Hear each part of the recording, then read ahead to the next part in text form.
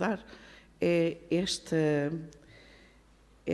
estes dois verbos no imperativo.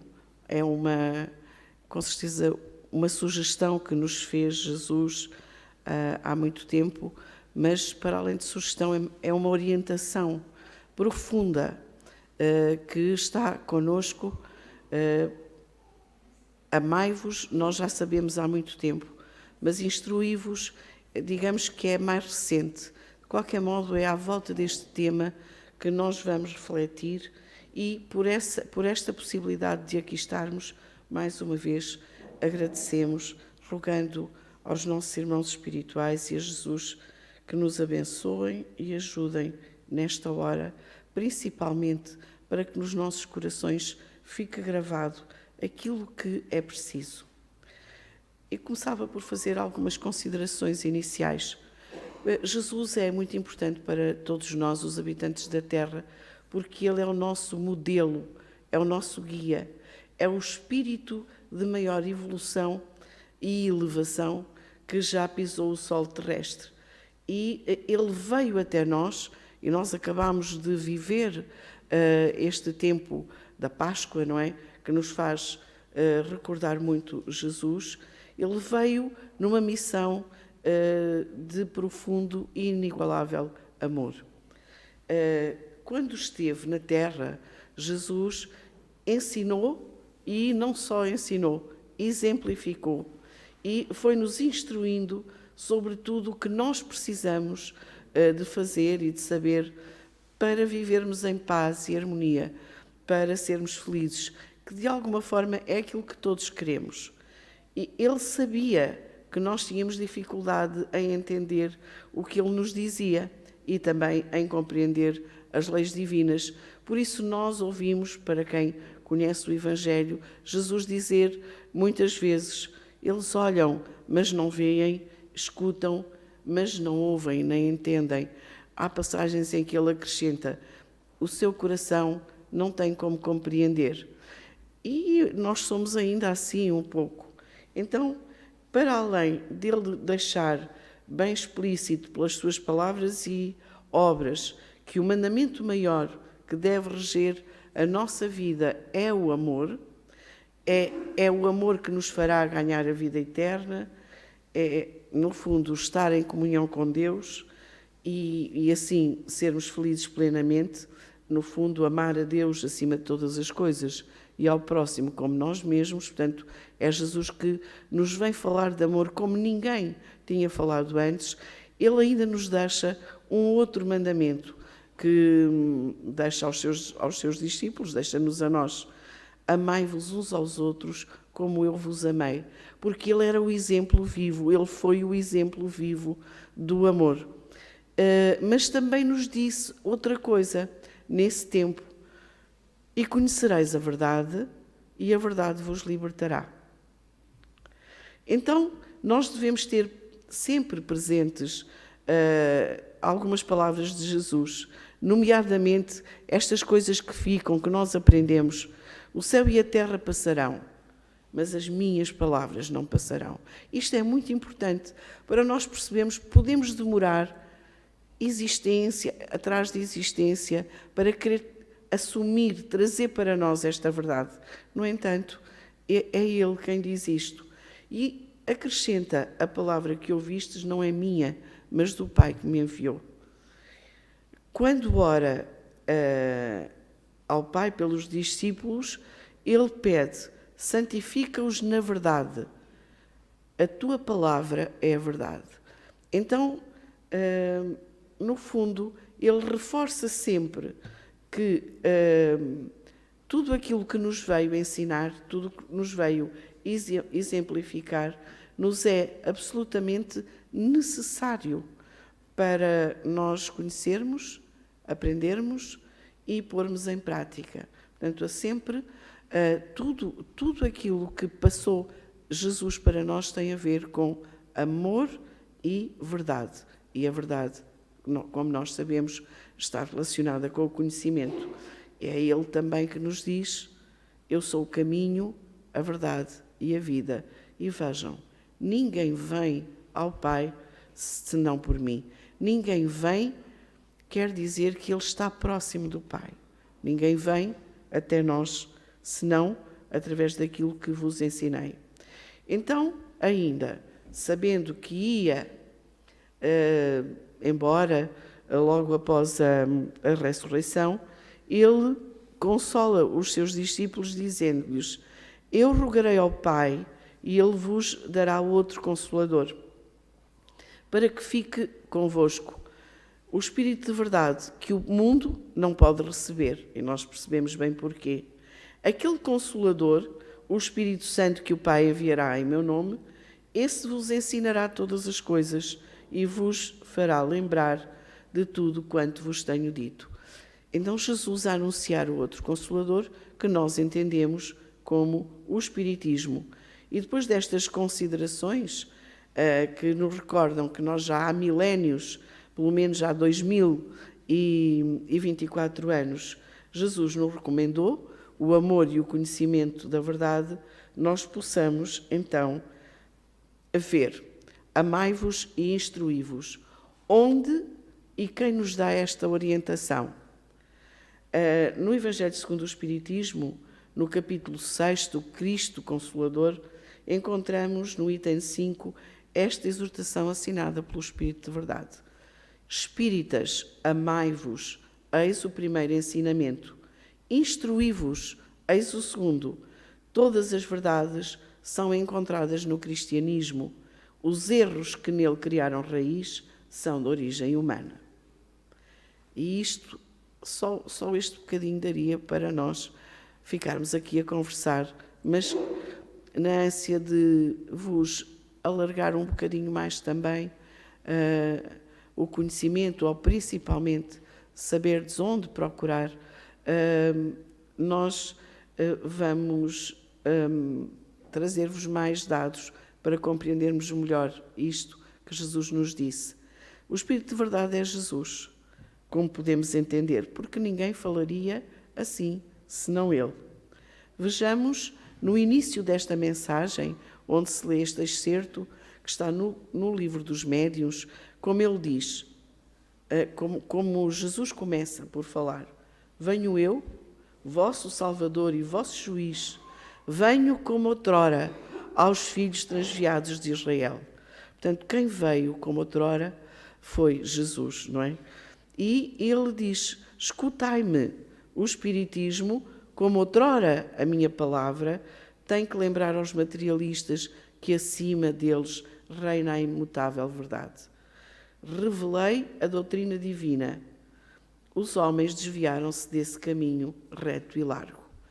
E nesta, eu trouxe não a mensagem do Evangelho, mas esta mensagem, porque no final Kardec escreve esta nota que eu achei muito interessante para nós percebermos. E Kardec diz-nos assim: esta comunicação, obtida por um dos melhores médiuns da Sociedade Espírita de Paris, foi assinada com o nome que o respeito não nos permite reproduzir, senão sob todas as reservas.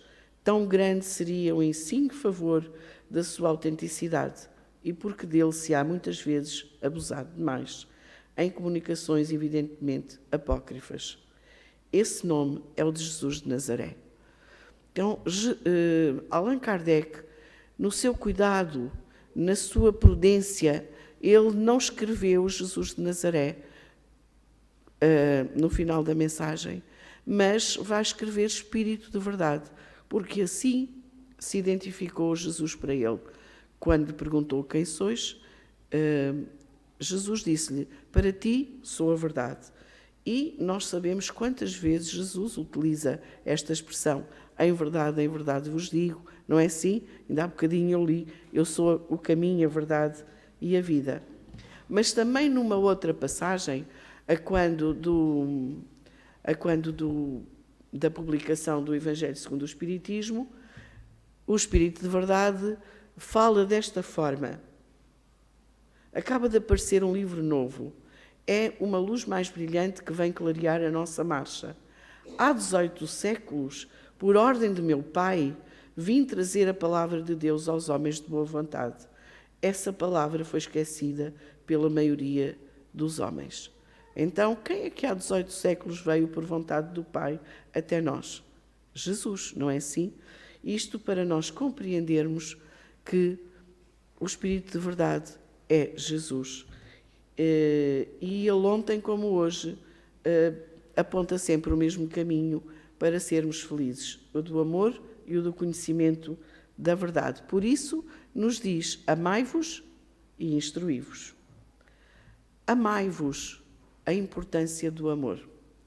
E eu vou falar dessa importância porque, por mim, não seria capaz de o fazer, com certeza, com as minhas palavras, mas vou buscar as dos espíritos superiores que nos falam sobre este sentimento em todas as obras da doutrina espírita. E nesta obra, Pensamento e Vida, Emmanuel diz-nos: o amor puro é o reflexo do Criador em todas as criaturas. Brilha em tudo e em tudo palpita, na mesma vibração de sabedoria e beleza. Plasma divino com que Deus envolve tudo o que é criado. O amor é o hálito dele mesmo penetrando o universo.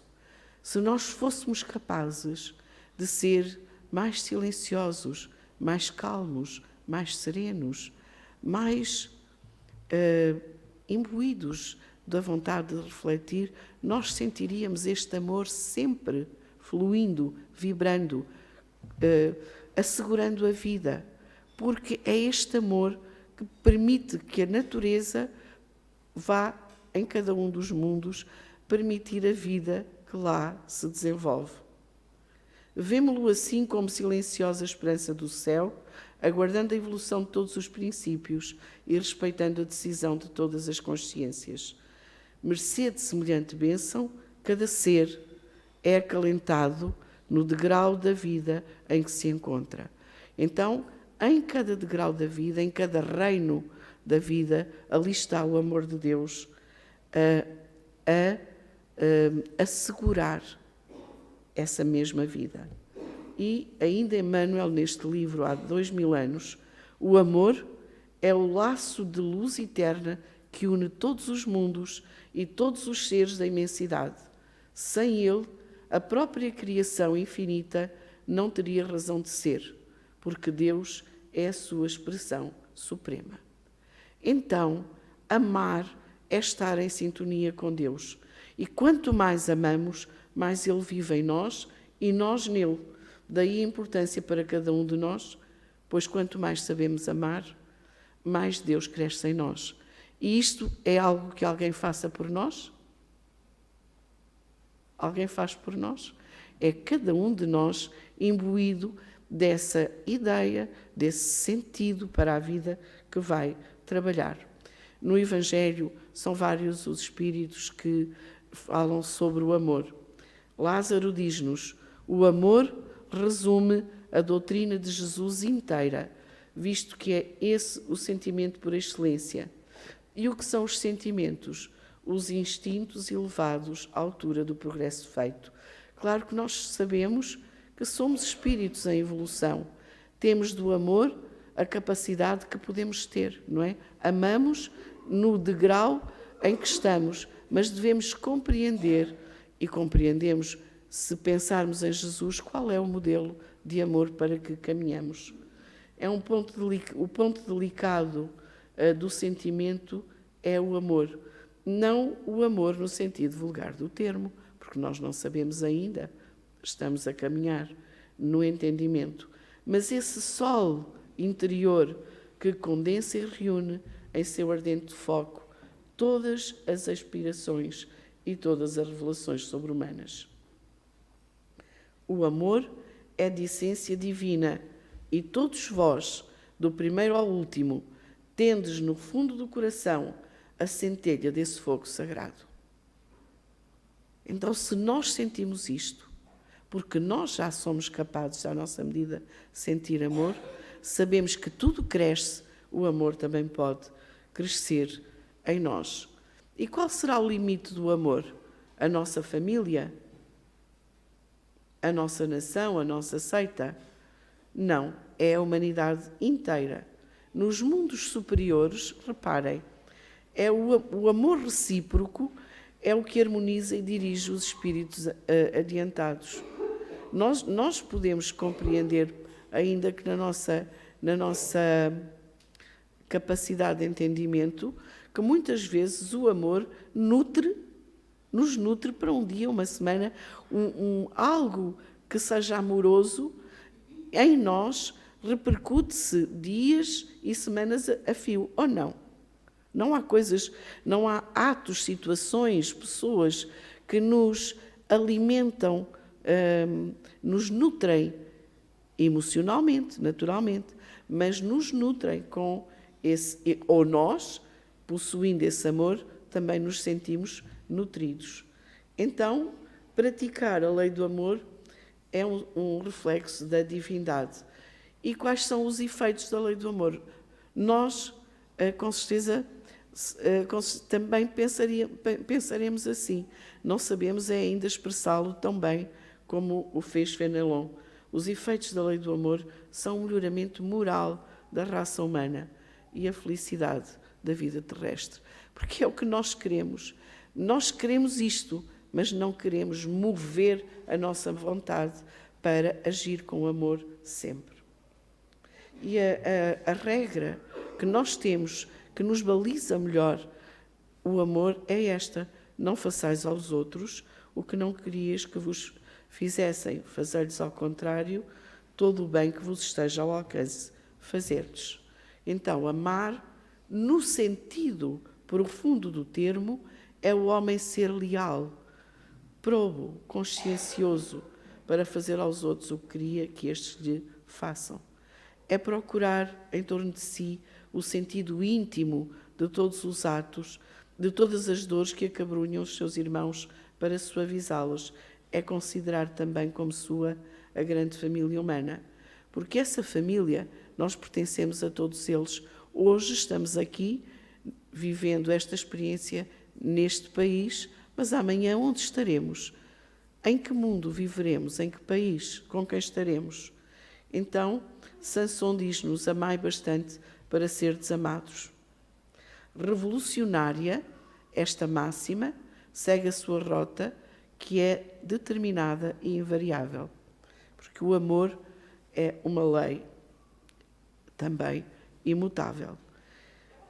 E instruí-vos a importância do conhecimento, para que não vos masse muito, porque é muito fácil resumir o conhecimento, mas depois não é fácil apresentá-lo sem dizer o que temos guardado dentro de nós. Pensar que Deus nos criou simples e ignorantes, que nos vai permitindo as existências com trabalhos determinados, e essas existências têm por fim esclarecer-nos para chegarmos progressivamente à perfeição. E isso só acontece pelo conhecimento da verdade e porque Ele nos vai aproximar dele.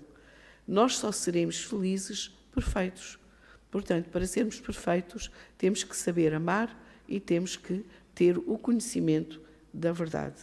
E para isso vamos passando por todas as existências que forem necessárias.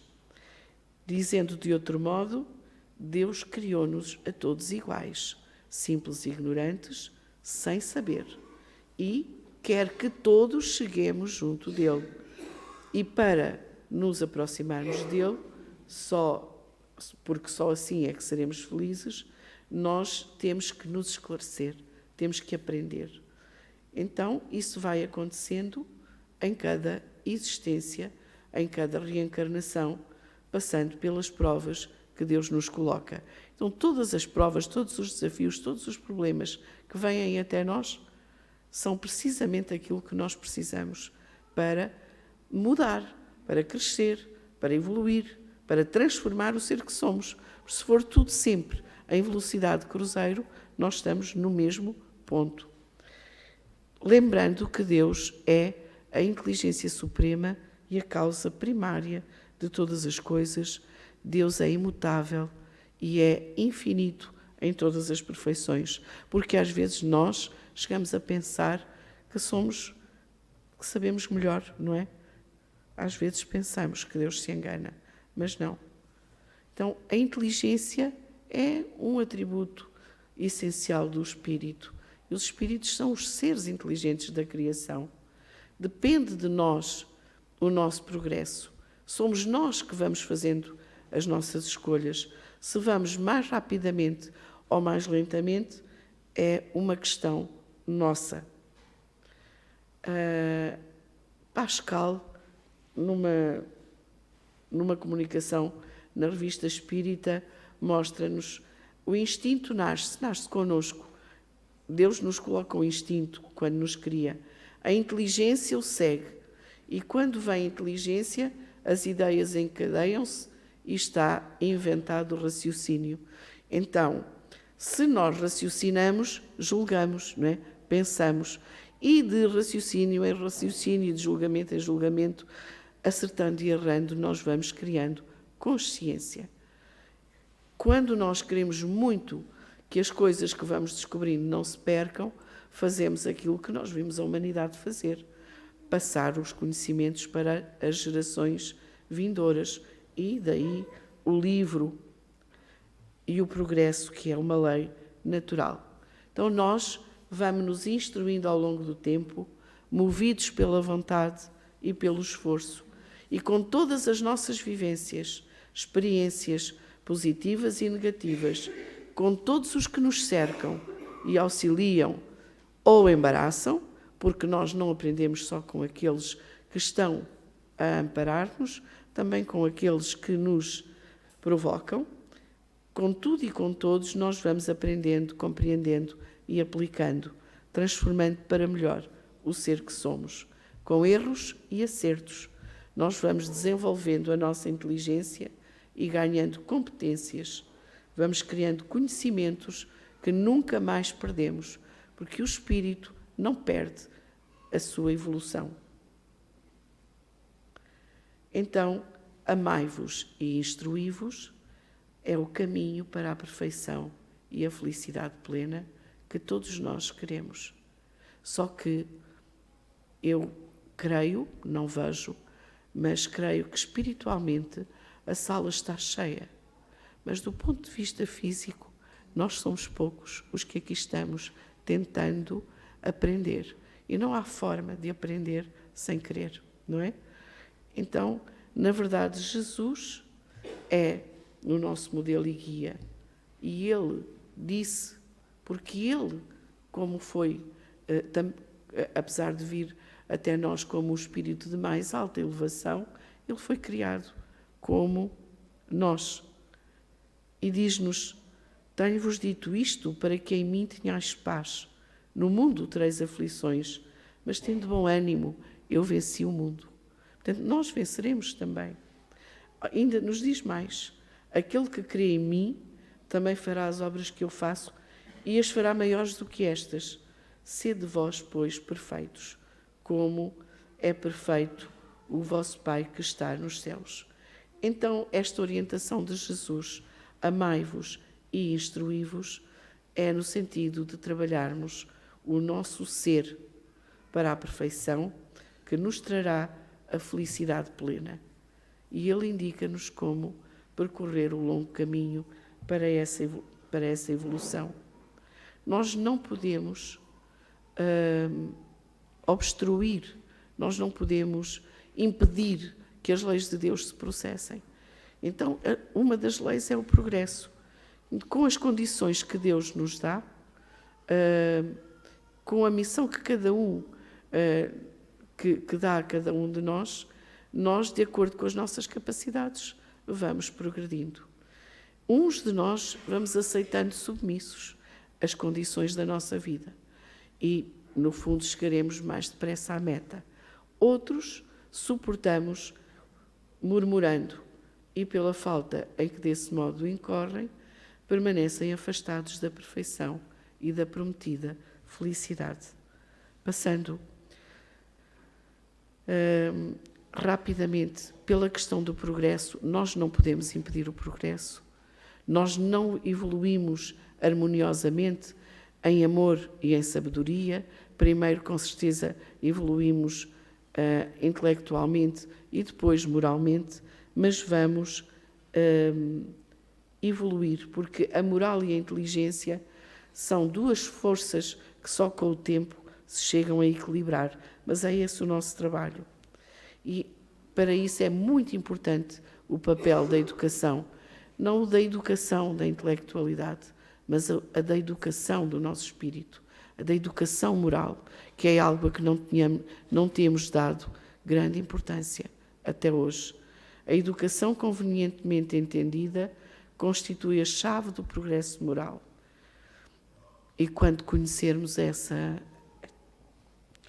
faceta, quando manejarmos o aspecto moral, o nosso aspecto moral, como as inteligências, nós vamos ser capazes. E só queria terminar com algumas palavras de Emmanuel. Já se disse que 2 asas nos conduzirão o espírito humano à presença de Deus. Uma chama-se amor e outra sabedoria. Por isso Jesus nos diz: amai-vos e instruí-vos.